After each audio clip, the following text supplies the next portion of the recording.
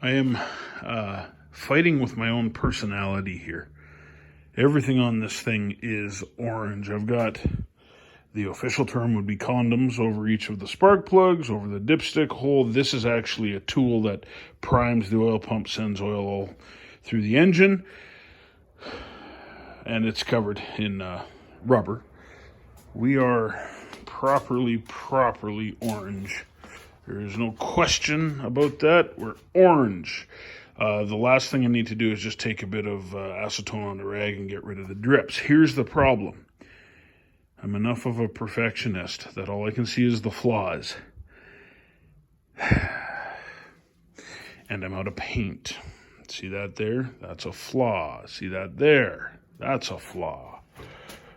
Now, some people would say, don't worry about it, put it in. And to those people, I would say, you're right, and you are wiser than I.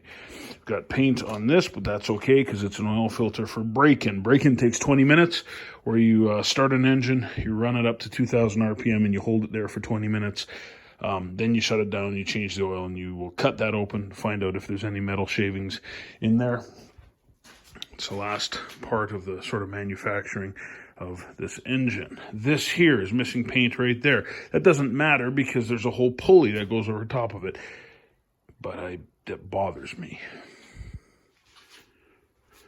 Just about ready to drop into the motor. Here's the block off plate, which was chrome. I got the chrome off it and I've painted it orange. It's got button cap bolts on it, which I like.